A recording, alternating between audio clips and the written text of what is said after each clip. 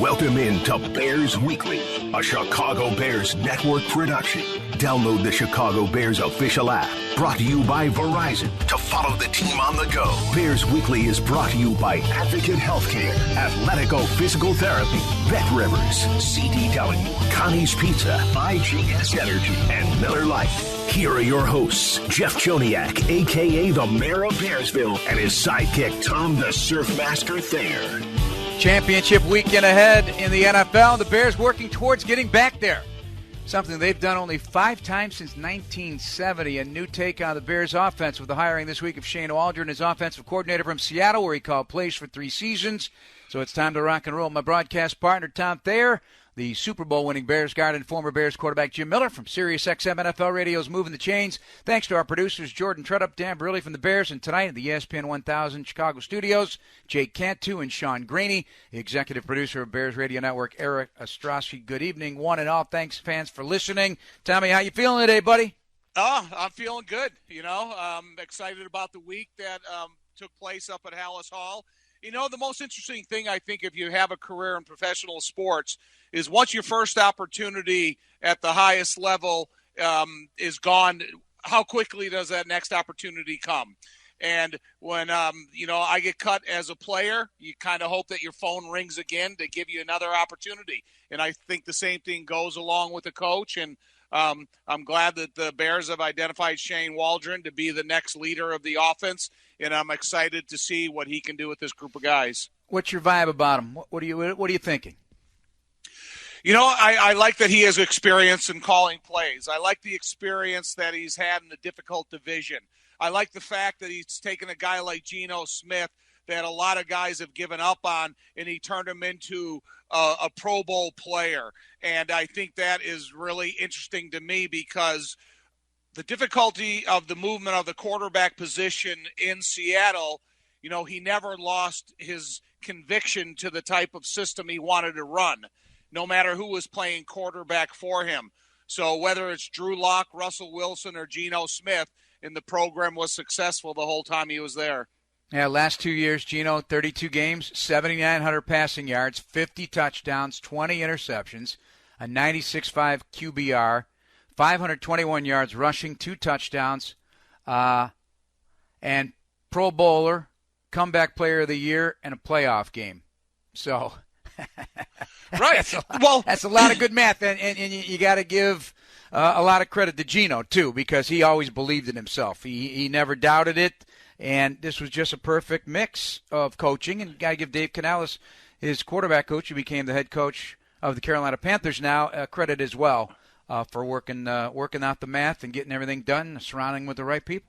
Well, that's the psychology of coaching. You have to make sure, no matter who you're coaching and the depth of the position you have, that you can convince whomever you're trying to coach to get ready that they can be successful within their system. And they have the ability as the player to go out there and play at an NFL level. So I like that as much as any aspects about Shane. All right, we haven't met him yet. We haven't talked to him, but, you put 2 and 2 together about what he comes with him. Sean McVay, obviously somebody that is significant to him, and that system carries over in many different cities now in the NFL. But it is a system that includes running the football, zone rushing, to set up some deep shots, and they had some really interesting characters there, and Metcalf, Lockett, and Jackson and Jigba, and 2 really good young running backs in Kenneth Walker and Zach Charbonnet. A lot of motion, a lot of quick release, find the open short to intermediate, and make something happen after the catch. And the use of the tight end, former tight end himself at Tufts, where he played his college football. Also, Tom, you'll be happy. He's a long snapper. He was a long snapper. Right. Shane Waldron was a long snapper. Let me tell you something. My first roommate in the USFL was a guy named Mark Boobin, who graduated from Tufts University. And I never thought I'd hear of another football player from Tufts. And then when I started reading his bio, not only is he born on August 17th and I'm August 16th. There you go. Then I see the Tufts University in his background. So it's fun. It's fun to see that. And, it seems like the tight end position and the long snapping position used to go hand in hand back in the NFL days. And so I like that with his, his building blocks to where he's gotten, have been a lot of different coaching personalities, a lot of different elements of trying to learn the different aspects of what you said, motion and, the use of the tight end, good running backs, good wide receiver. But it's all according to the talent that you're offered. And so I don't think that you can come in here and have a system and say, okay, I'm going to use this specifically. Okay, let me study my assets. Let me see where I can start. Is this system teachable enough where you can include those motions, and do you have the practice time to get all those? Yeah, but it has to be. It takes a while. When you have specific motions that fit according to looking coverages and trying to give some defense to give you some clues, it's super specific, and it's got to be perfection, not general areas. Right. Well, speaking from an offensive lineman's perspective, the same goes there. It's got to be specifics, right? Right. But, there's just a lot of things that go hand in hand when you talk about motion in an offense, and nobody will be able to tell us that better than Jim Miller. So, right. I just think it's something we watch. And then the big thing, too, is, I was just on with Watto and Sylvie for a little bit, and the idea that this is maybe not going to be that much of a departure scheme-wise from what the Bears had. And I don't know for sure. I mean, the language could be different. I'm sure it's different. The play calls and how they're charted, how they're called is an art that has to be a feel. It's got to be a setup. But I don't want to – I'm glad it's not like a complete redo and everybody's got to take a couple years to learn it. I mean, that's not going to help a team that's ready to take that next step with the haul they're going to get from the draft and free agency and the further development of the current players. But the language is going to be different. Yeah. And that's the most difficult aspect of making sure that all 11 guys are always on the same page. And no matter what system you're talking about, there's going to be 11 guys on offense, there's going to be 11 guys on defense. And everybody sitting in that room is not an A student. So it's going to take different levels of learning when you try to incorporate a new language into an offense that everybody has the responsibility of spending a little bit of extra time studying. All right, well, they're putting together an offensive staff around Shane Waldron, and the Bears also looking for defensive coordinator help. A couple of known reported candidates. Chris Harris, our good friend, obviously the defensive passing game coordinator at Tennessee and the former Bears cornerback, assistant head coach and defensive line coach in Tennessee, Terrell Williams. Also a report that the Bears asked to interview Eric Washington, who was with Lovie Smith's staff here for several years. He's the assistant head coach, D-line coach for Buffalo. I'm sure there'll be more names. We're going to take our first break, Tommy. When we come back, we'll hopefully be joined by Jim Miller. We'll break down what's going on with the Bears in terms of what they have to offer, look at many different aspects of things as it relates to Shane Waldron, and a look around what's news right now in the league, and that's the head coaching carousel. Only two jobs left, Seattle and Washington, as we speak. This is Bears Weekly on ESPN 1000 and the Bears Radio Network. This is Bears Weekly with the voice of the Bears for 23 years, Jeff Joniak, on the Bears Radio Network. This segment of Bears Weekly brought to you by IGS Energy. Jeff and Tom with you, and we'll have Jim Miller along in just a while.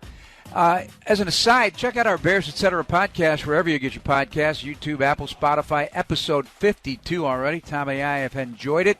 We got Bears kicking legend Robbie Gould on his career and playoff kicking pressure. Obviously, a lot of discussion on Tyler Bass, the breakdown there, some really good stuff. And, Tom, we had a good time. Yeah, it was. Robbie's a super intelligent guy. And until you listen to the podcast, I don't think you can really understand how much information that he tries to digest to help the special teams coach, but his way of thinking, whether it's on a kickoff, on an extra point or field goal, to help the punter, to help the snapper. And it's really interesting in the specific details that go into the field conditions, the outside conditions, the wind and the weather, and then trying to get the punt return guy or the kickoff return guy that's placed in a disadvantaged position. All right, we got Jimmy on board now from SiriusXM NFL Radio's Moving the Chains. He's been watching the the coaching carousel spinning out of control. I didn't realize this, Big Jim, and good evening. Thanks for joining us. Atlanta settling on Raheem Morris, but one of 14 candidates that they interviewed for the head coaching job, and one of those candidates was Bill Belichick. And so 14.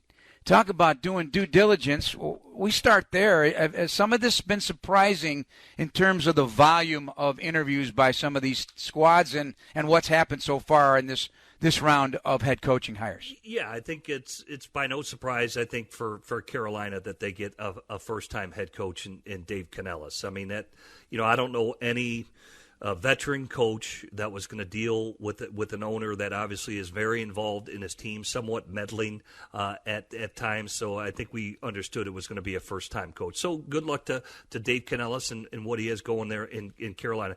Atlanta's somewhat baffling because you already had Raheem Morris in the building.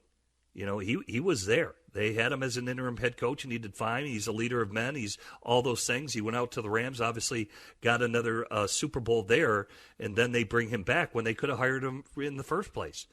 And it just seems like the same type of move there for Atlanta. You've got other coaches that were decorated coaches that have done it for a long time and been world champions, like a Bill Belichick, who was interviewed there. So you thought that maybe they were going to go in a different direction because that owner wants to win now. There's, I think there's a lot of other pushback there. There's a lot of status quo in that building. I think some higher-ups there as well did not want to shake up the apple cart there because, they have a lot of control. So I can... it's kind of surprising that they went in the direction that they did. And I like Raheem. I've spent time with Raheem. He's a great coach. There's no doubt about that. But they could have hired him the first time around. So that's somewhat baffling. And Harbaugh obviously landing out there for the Chargers, I think makes a lot of sense. He's got ties there. When he coached in the Pacific, obviously Stanford, and had success there, and obviously moved on to San Francisco and was successful there. And then, of course, going back to Michigan and winning the national championship. So I think there was a big, uproar that for them to land him to really see what he can do with Justin Herbert. So that's not a surprise. They'll probably add a GM here soon. I think it could be that Brandon Brown from the New York Giants. I think he and Jim have already talked, so I would think that's going to be a soon coming announcement as well. And then we'll see what happens. You got two spots open, right? Seattle and obviously Washington. And I would think for the Washington group, I think the leader in the clubhouse is Ben Johnson of the Detroit Lions. And they've had him, both Aaron Glenn, in there. Now, whether they can wait 2 weeks, it happened last year, right? Arizona waited 2 weeks, and they signed Jonathan Gannon. So, don't be shocked if that happens. And then we'll just see with Seattle what direction they go in. I think Dan Quinn would probably be the leader in the clubhouse there, and I wouldn't rule out Mike Vrabel up there in the Great Northwest, as he and John Schneider have really crossed paths before. So all around pretty interesting. And Belichick could be shut out unless there's a coaching move that we're surprised about, a late firing that could surprise us. And if Bill does not land a position of any kind, short of head coach, I don't see him being interested in anything else, but it would end a 49-year stretch of coaching consecutively in the NFL, whatever position was for Bill Belichick. So quite the run, and I'm certain we haven't heard the last from Bill, no matter if it's a different hiring cycle or whatever the case may be. But, Tom, I know you and I both feel very strongly about Aaron Glenn. And the reason I do is because of what people have told me about him in the past. People have worked with him and have studied him. He is a great head coaching candidate. But, again, offensive coaches get most of the love right now in the modern-day NFL. Yeah, but, that doesn't always mean it's the right decision. Will Bill Belichick leapfrog a guy like Ben Johnson because maybe they thought they never had an opportunity to get a guy like Belichick, so maybe he jumps to a candidate in that group. And then, our experiences with Raheem Morris in the NFL. He was in Atlanta. He got fired by Tampa Bay. He did some front office work, and then he went to be a coach on the West Coast. If you got to tell me that a guy like Aaron Glenn is not a better fit for Atlanta when he has just been an observer of what Detroit had to do to turn that organization around, the role of the front office, the role of the emotions and the commitment of the head coach, and then his the way he, kind of addresses his players in-game type of an attitude. To me, I would like I hope Aaron Glenn gets an opportunity, because if I had the choice between Raheem Morris or Aaron Glenn to go to Atlanta, I would have gone to Aaron Glenn, just because he's been a part of what it takes to build a franchise that's been on its knees for 25 to 30 years to get himself into a possible, Super Bowl opportunity. But you never know, like Jim says, you never know that if people are trying to shy away from meddling owners like in Carolina or Atlanta, they felt that they knew enough about Raheem Morris that he was easy to come and plug and play. And it'll be interesting to see how all this goes. To me, is Ben Johnson a candidate because he's living off of the personality of a guy like Dan Campbell, who is so emotional, so personal with the players. He's got total control of that locker room. And so I'm interested to see if he has that personality, those personality traits that can go from the sidelines of a play caller to addressing a team in a team meeting to open up training camp. And I want to add one thing just about, because you're right. I mean, these guys, even Brian Callahan getting signed there by Tennessee. I mean, yeah, I think we understand it's to bring along the young quarterbacks, or Canales down there to bring along a young Bryce Young. But let's not forget, Bill Belichick's a defensive guy who developed Tom Brady. All right, Pete Carroll is a defensive guy who developed Russell Wilson. John Harbaugh is a special teams coach who developed Lamar Jackson. DeMeco Ryans is a defensive coordinator who has the Rookie of the Year in C.J. Stroud. So the guys who are developing the quarterbacks, you could make a hard argument it's the defensive guys, and who they put as OC develop the young quarterbacks. So it doesn't always ring true just because you hire the next great offensive mind, or what you deem to be the next great offensive mind for a system. It's not going to equate success. It's defensive guys have developed and had good quarterbacks that they have developed and drafted and brought along. Well, Gerard Mayo and Antonio Pierce now in those roles, former defensive guys with the Patriots and Raiders, respectively, as the head coach. And I guess the Canales one surprises me the most, of just having 1 year. And granted, he's had his hand in helping develop two veteran quarterbacks, get them back on their feet, so to speak, in Baker Mayfield this year and last year with Geno Smith. So you got to give him credit for it. And then, about Vic Fangio leaving Miami and going over to the Philadelphia Eagles, Tommy, that one, I don't know behind the scenes. Jim probably has a better viewpoint of that, but maybe it's wanting to get closer to home. Maybe it was not a good fit with the head coach there, Mike McDaniel. Yeah, the thing that surprised me about Vic, if Jim Harbaugh would have been hired 3 days earlier, would Vic Fangio end up in L.A. with Jim Harbaugh? Since they have a past, Vic has coached on the West Coast. He's familiar with the personality of Jim Harbaugh. It would have been interesting to see how that would work itself out. But Vic Fangio, if he's looking at a template of defensive personnel, it's hard to pass up an opportunity to go and try to get the best out of those guys. It would have been interesting to watch Fangio reunited with Khalil Mack out there in L.A. So, there's a lot of interesting things that the coaching carousel is going to spit out this year. Jim, you have any insight on that Miami situation? Yeah, I do think going back home to Pennsylvania, that's where he's from, has family in the area. And obviously him being a consultant the year prior, I don't disagree with Tom on the timing. Maybe if that would have been a sure thing, that may have been an opening where he could have used as leverage, obviously. But I think he felt good about going back home to spend some time with some family. All right, we're going to take another break here on Bears Weekly. We'll talk more Bears with Jim Miller and Tom Thayer. I'm Jeff Joniak here on ESPN 1000 and the Bears Radio Network. This is Bears Weekly with the voice of the Bears for 23 years, Jeff Joniak, on the Bears Radio Network. This segment of Bears Weekly brought to you by Athletico Physical Therapy. Visit athletico.com to request an in-clinic or virtual appointment and start feeling better tomorrow. Jeff Joniak, Tom Thayer, Jim Miller from SiriusXM, NFL Radio's Moving the Chains. Jim, you're on the national stage, but here in town, every minute is only discussing the future quarterback position of the Bears, what Ryan Poles is going to do, what what does he need to do? What do people want him to do? What's Justin's future? Are you going to move that pick? Are you going to package 1 and 9? What are you getting? I mean, we have 4 months of this, and we knew this was going to happen, but just scanning the globe of reactions from Bears Twitter or X and fans and listening on the radio, it's something, Jim. It is exactly what we thought it would be. It's unescapable. Yeah, no, we get the calls on Sirius XM, and it seems like it's like split that you got to do either or. Like if you trade out of pick number 1 means you're sticking with Fields, and want to build around him, and nobody wants to draft a quarterback, or it's vice versa, draft the quarterback and get rid of Fields. You don't have to do that. You can do both. You can do both, and I brought this up numerous times. I mean, they're going to have to decide on the 5th-year option with Justin. If they choose to slap the 5th-year option on him, it'll be about $23 million, $23 to $25 million.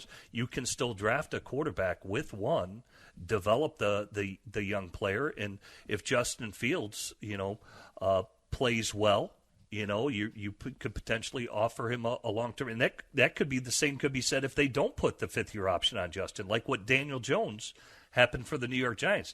They didn't place the 5th-year option on Daniel Jones. They let him play out the year. He guided them to the playoffs, had a good year, and they rewarded him with a contract that has easy outs.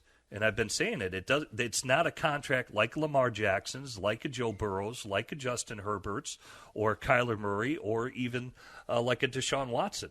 It has an out clause that, yes, he's being paid well. He's being paid at the starting quarterback level, and then you can continue to develop the young quarterback. And if Justin plays well, you could offer him a long-term contract there, or franchise him.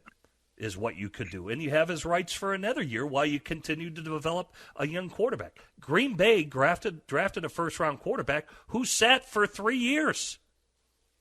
And it's happened before. I say it about San Diego. At that point, San Diego, they had Drew Brees. They drafted Phillip Rivers first round. Drew Brees was the starter. They slapped the franchise tag on Drew Brees. Then he had the unfortunate injury to his shoulder. Then they turned it over to Phillip Rivers. Dallas had Troy Aikman. They drafted Steve Walsh supplemental draft first round. They had 2 first-round quarterbacks. And Troy Aikman obviously was 1-15 his rookie year, and then the rest is history. Obviously, Walsh never essentially touched the field. You can do both. And there's nothing wrong with having a competitive quarterback room. No, we all agree with that, for sure. But I'll tell you one thing, Tommy, if I may. Yeah. After watching all these playoffs, one deniable word just keeps popping into my head. Offensive line? The word is special. That's 2 words. To get to where you want to go, you got to have special. All right, how about this? Let me ask both of you guys your reaction. All right, now Shane Waldron comes into the building. And then in 3 to 5 weeks, he's got a very specific opinion of how he feels about the quarterback position in going forward. Would you respect what he wants to do and say he doesn't want to take it with the first pick in the draft, but he's willing to, find a quarterback? What do the Bears have, the 9th pick in the draft also? Yeah. So they bring in a special guy at number 1, and then they say, hey, we can go down to number 9 and get this other quarterback and still have a high first round pick quarterback to get into that developmental seat. So are you going to take from a guy you just hired to come in and develop this offense and respect his opinion after he gets a chance to study what the Bears did in the last couple years? Or is this a Ryan Poles decision exclusively? I think they probably vetted his opinions about it all already in the interview process, but in the end, Jim, he doesn't have enough time to study the product at the interview. I need him to sit down and look at the reps, to look at the 7-on-7 reps in practice, look at the game reps, study a bunch of you understand the play call, you understand what situational football, everything that takes in evaluating a quarterback. Jim, well, what do you think? Yeah, I think they'll all have an opinion. Obviously, Ryan Poles will have the decision, plus the ownership for the first-round pick will have a big say in it as well. Obviously, the owner last year had a big say in drafting Bryce Young, who I don't think Frank Reich was on board with. He wanted C.J. Stroud. Okay, but all I'm saying is this. You passed up Deshaun Watson. You passed up Patrick Mahomes, right? Because basically Kansas City traded up from 28 to 10 to get Patrick Mahomes. They knew who he was. And they knew Cardinals and the New Orleans Saints also knew who he was because they were trying to trade up to get him. You just passed up C.J. Stroud. I don't think you want to pass up the next one. Yeah. With that, we're going to take a break. That's a good exclamation point right there by Jim Miller. With Tom Thayer, I'm Jeff Joniak. We got a break. Is Jim saying Caleb Williams is the one? Well, we don't know. We'll find out on the other side. All right. The good old-fashioned tease, Big Jim Miller, here on Bears Weekly on ESPN 1000 and the Bears Radio Network. This is Bears Weekly with the voice of the Bears for 23 years, Jeff Joniak, on the Bears Radio Network. Want VIP access to every Bears home game, exclusive seating, sideline credentials, and more now available? Get the ultimate VIP fan package this season by visiting ChicagoBearsVIP.com. Jeff Joniak, Tom Thayer, Jim Miller. Jim, since we teased you, you got to take it from there, and then we got to get into something with Tom because Tom is just letting me have it in the break. So go ahead, Jim. Yeah, I think a lot of people do think Caleb Williams is a special guy. You know, not only is he talented with his legs, he's every bit as talented throwing the football. Now, the other things matter, the intangible side of it, how good of a teammate is he, you know, how does he treat people, what type of person is he, all those things matter because you want to draft the right guy, right? He is the face of the franchise, you know, if they were to draft him. But all those boxes have to be checked, and that's true for Drake May or Daniel or any other quarterback that is drafted. You know, let's not forget when they traded when they picked up Mitchell Trubisky, when they selected him, you know, he did take the Bears to the playoffs 2 years. You know, coaching changes, all those things, new offenses, all the things that Justin has been fighting as well. You know, this is a change for Justin. So, but nobody questions the talent of Justin Fields. I've said that. I mean, he's tough. He's a good leader. People love him in the building. You know, he's everything that you want. It's just got to be more consistent, right? It hasn't been there yet. But who knows this more than Ryan Poles? He was in Kansas City when they traded up to get Patrick Mahomes. They knew who he was when they traded up to get him. And he sat for a year behind Alex Smith. That's what I'm saying. It can happen in Chicago, too. You know, you can develop two guys. Shoot, even when Washington, they drafted Robert Griffin III, they traded up to number 1, and they still drafted Kirk Cousins in the 4th round, who Wally pipped him. Yep. Okay? Which don't forget your thought, Tommy, because, you know, you think back about that Washington coaching staff, because if I'm not mistaken, was that 2012? Because all these guys we're talking about, all were coaching on that team with Mike Shanahan, that whole Washington brigade. Kyle Shanahan, Sean McVay was the tight end coach, Matt LaFleur was the quarterback coach, Mike McDaniel was on the staff, Raheem Morris was on the staff, Bobby Slowick, the Houston Texans, he was on the staff, and I'm probably missing some guys. Yeah. Wow. That was back, that's 10 years ago.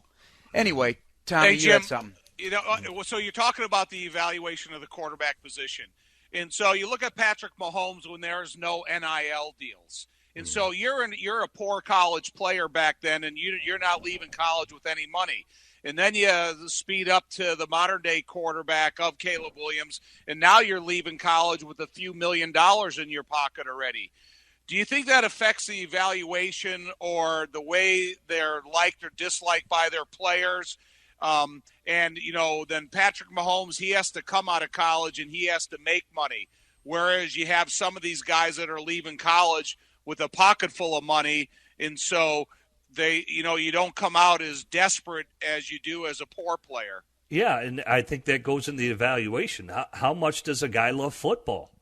because I agree with you. I think he had a lot of success there at USC, and then this year it didn't go so well. He had a couple of moments, I think that Notre Dame game that did not go well. And I think he's going to have to answer for those things. So what type of person are you having enter into your building? Those things matter. There's a reason why the Lions are having the success that they're having with general manager Brad Holmes. Every one of those guys knew what they were signing up for. The players that they drafted are hard-nosed football players that love football. Every one of them had impact. Brian Branch, the safety out of Alabama, Laporta, who's like a mini George Kittle out of Iowa.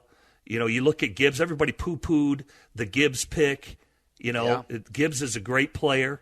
I mean, every one of their draft picks love football, and they know that Dan Campbell is a hard football coach.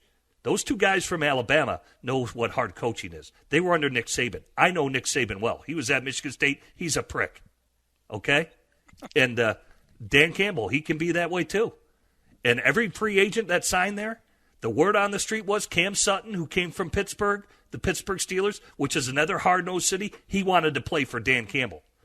Every one of those guys signed up and knew what was expected in the building. They know it's no nonsense, and they love football. Let's go get it. Look where they are. And if you don't have those guys, forget it. I don't care if it's Caleb Williams or whoever the Bears draft. If those guys don't love football, I don't want them. You don't want them. Bears fans don't want them. Attaboy, Jim. Attaboy. You hear Matt Eberflus talk about it all the time, and so does Ryan Poles. They want guys who love football. Love football, and nothing else matters. Love football. And yes, there needs to be additional alphas brought to the team too.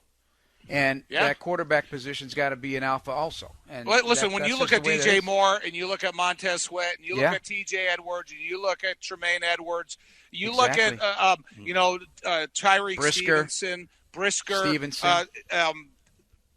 Kyler Gordon. You Darnell. Look at Darnell Wright. All these types of guys. You look at them and the process is changing.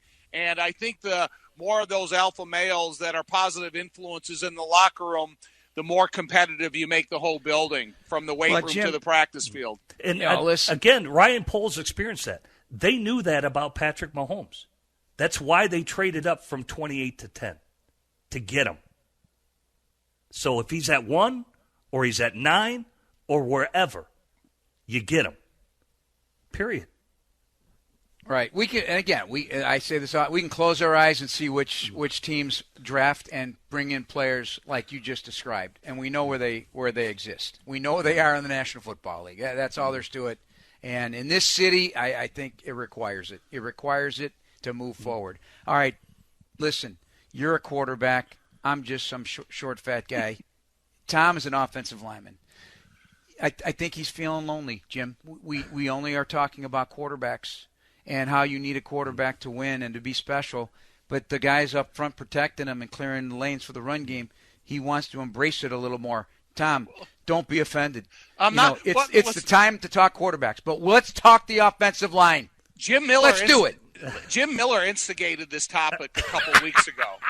And when you talk about how many sacks the Bears gave up last year and how many sacks that they gave up this year, and the whole sack process of the offensive line, the short yardage, the important 3rd and 1 and 4th and 1s that factor in the outcome of a game.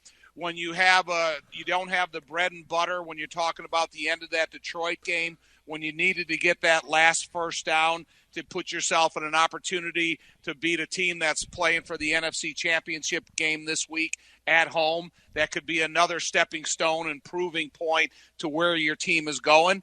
I just don't think that, you can only talk, emphasize what the importance of the quarterback position, but not emphasize if you don't have a good offensive line, it doesn't matter who's playing quarterback, because I think it's going to get even more difficult for that guy to come in, whether you're experienced like Justin or inexperienced by whomever they could pick, and think that they're going to be the reason the offensive line is better. Looking for 5 pillars or developing guys. Let me ask you this question, because I heard something about another team, and I can't remember what it is now, but, some of the analysts are, they can hide this guy. He's good enough, but he's not, there's always somebody you're targeting on an offensive line to kind of beat. And, maybe do you believe in that philosophy? It better be a guard. Yeah. And I'm a guard. It can't be a center. You can't have inefficient snaps. You can't get beat up. You can't be pushed back into the lap of the quarterback. It can't be an offensive tackle. Look at the left tackle for Buffalo getting pushed back into the foot of Josh Allen. He tries to make a touchdown throw, but he can't follow through because his left foot's getting stepped on. So, yeah, and I'm talking about the position I played. So can you have a guy that's good and capable and is a tough guy and he'll play hurt and he'll play hard and, that type, he can have that type of role? Yeah, but it can't be the edge and it can't be the center. Jim, did it ever affect you when you and your teammate, you're loving up your guys up front? Did it affect you on certain play calls? Did it made you think more about, is he going to block this guy? Is he going to do his assignment right? Is there going to be a mental error more than you focused on the play? Did that ever leak into your psyche a little bit at quarterback? No, you have to be oblivious to the pass rush. But you believe though that it does affect some quarterbacks. Yeah, you trust that those guys are going to do their job, and you have to be oblivious to that. But you've got to be able to feel it. If a guy comes free, if I know I can see color when I'm dropping back, my eyes are downfield, but I see maybe the right guard is slipping up on the tackle and he's got a swim move coming at me, and you got to feel that. And so what? I'm going from 1 to 3, dumping the ball down. Look at the teams in the playoffs right now. Brock Purdy's been sacked 28 times all year. 28 times out of 444 dropbacks. All right? Look at Jared Goff. He's been sacked 31 times all year. And they throw the ball quite a bit. But, you got Penny Sewell, you got Taylor Decker, you got Frank Ragnow, who's probably one of the strongest centers in the league. We recognize out there in San Francisco, Trent Williams, but that the rest of that group are not so special, I don't think. I don't even think they're as good as the O-line that I had with the Chicago Bears. There is a certain rhythm and timing that you have to get rid of the ball. Those guys cannot win every single block. They cannot, pick up every single blitz. Sometimes they are going to win defensively, and you're the last line of defense to get rid of the ball. You have to get rid of the ball and make decisions. And so that's a big part of it too. But having a good O-line is a part of it. Absolutely. You got to have guys that can play. I saw this. Inside Edge is a stat company. They sent some stuff. The top blitzed offense in the NFL this year. The Detroit Lions. 31 sacks. He gets rid of the ball. Top blitz team. Chargers were second. Packers were third. Saints were fourth. And the Vikings were fifth. So 3 teams in our division. We're the most blitzed in the NFL. All right, we got to take a break. That's Tom Thayer, Jim Miller. I'm Jeff Joniak. One final segment to go here on Bears Weekly on ESPN 1000 and the Bears Radio Network.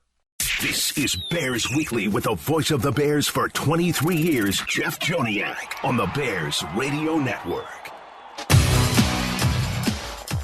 This segment of Bears Weekly brought to you by CDW. People to get it and get the ultimate VIP fan package this season by visiting ChicagoBearsVIP.com. I guess we should say next season, because this season is down to 4 teams and the championship games this weekend. Before we dip into that, because the 49ers playing host to Detroit, and the Bears tied San Francisco for the most interceptions with 22, tied for 5th in total takeaways. It was the first time since 2010 Bears had 3 players with 4 or more interceptions. And I just want to talk defense because we're only focused so far this whole offseason already and almost a month in talking about the quarterback play. But things that are needed defensively, and obviously, Jim and Tom, the first thing that pops into my, you absolutely have to find another edge rusher of significance, whether it is through the draft, where there doesn't seem to be a huge cachet of talent in that regard, at least high end, or in free agency. Would you guys say, do we agree that you got to have another edge rusher of note? Yes. Yes or no? Yes, I do. I think, I like DeMarcus Walker. I like the enthusiastic approach he has to the game. But I think if you're going to have an ability to dictate protection, especially if you play against an offensive line that has an exposure to it, it's got some vulnerability, I think that you need an extra special guy. I think your guy opposite Montez Sweat needs to be a double-digit sack guy. There you period. go. The end. Chase Young, who was traded, he obviously opposite Montez Sweat, he's only, I think he's at 3.5 sacks or 4.5 sacks for San Francisco. I don't pull up the numbers, but he's got 73 pressures. All right, 73 pressures. All right, so you need a double-digit sack guy. You're cooking with gas when your two edge rushers are getting double-digit sacks. Period. Yeah. At the end. And the engine in this defense, of course, is 3 technique, and Justin Jones did a very nice job this year. I would look to retain him, but also have another because I want rotation. I want fresh guys coming up there. I want a bunch of bad hombres in there to wreak havoc with the young kids they got last year. So 3 technique defensive tackle. If there's somebody special out there, that's going to make a world of difference also. And they have that space to do this. Well, you see that sack that rookie for Tampa Bay had against the right guard for Detroit last week? Yeah. I mean, beautiful. It was a beautiful move. It was textbook, and it resulted in a sack. I mean, you need that type of efficiency, ability, quickness in pressure by that position in order to allow those exterior rushers to capitalize on that. Yeah. Hey, Jim, guess who leads the NFL in pressures this year? Who was the number 1 pressure team? Ooh, it was Detroit. Yeah, Detroit, and either that or I was going to say, well, Baltimore is up there with the sacks, they may get Houston back this week. He's been practicing full speed, so they may have a little bit more. Really? A lot of people are underestimating. I didn't even know that. Yeah, so Houston had 8 sacks last year, and they threw him in there trouble. towards middle of the year. Yeah, his started the last 6 out of 8 games, and they had 8 sacks. Yeah, against the Bears, sadly. I mean, he's got a dangerous little spin move like Aiden Hutchinson. Yeah. All right, well let's start there. Let's break it down a little bit. We only have a few minutes to go, Jim. We'll keep it short on these games, but at San Francisco, Detroit at San Francisco. I know you got a lot of Michigan love out there, but where are you going on this one? Yeah, I do like San Francisco. I think they were, the weather last week, but Purdy put it together when it mattered the most. They're both top 5 in scoring. I would take the over in this game because I do think San Francisco, as of late, they've given up running-wise. And so I do give Detroit a chance out there, but I will take San Francisco. They're even in the run game. So Detroit's got, I think, 27 touchdowns. San Francisco, 25 rushing touchdowns. But both their passing games are on par. But I think it's a high-scoring matchup. Tom? I never heard the crowd louder in any San Francisco game, whether it's at Old Candlestick or the New Park, than it was last week. And I think crowd noise will have, kind of hurt the efficiency of Detroit and their ability to communicate if they have to make a play change. So I'm going with San Francisco.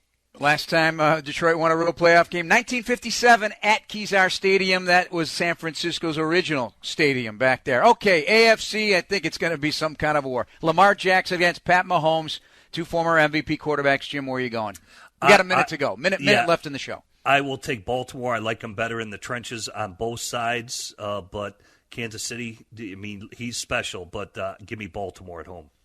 And a home conference game for Baltimore, Tom. First time since Johnny Unitas was quarterbacking against George Blanda and the Raiders 51 years ago. You just talked about edge rushers, and the worst part of the offensive line for Kansas City is their offensive tackles. So look for that defensive line to play havoc up for Patrick Mahomes. Yeah, I'm going with Baltimore and San Francisco as well. I mean, the point differential for the Ravens this year is plus 203. They only trailed for 85 snaps in the second half all season. So they've been flying high. All right, boys, we got to run. Thanks to everybody once again, all our producers, and thanks specifically to Jay Cantu and Sean Graney. A lot of good football to come here as the Bears offseason rolls on, and we'll be talking about a Super Bowl duo for the next 2 weeks after this weekend's game. That'll do it for us. Bleck and Abdallah coming up next here on ESPN 1000 and the Bears Radio Network. Good night, everybody. Thank you for listening to the Chicago Bears Network presentation of Bears Weekly, hosted by the Mayor of Bearsville, Jeff Joniak, and Surfmaster Tom Thayer. Podcasts are available on the Chicago Bears official app. Bears Weekly has been brought to you by Apple Podcasts, Bet Rivers, IGS Energy, and Miller Lite.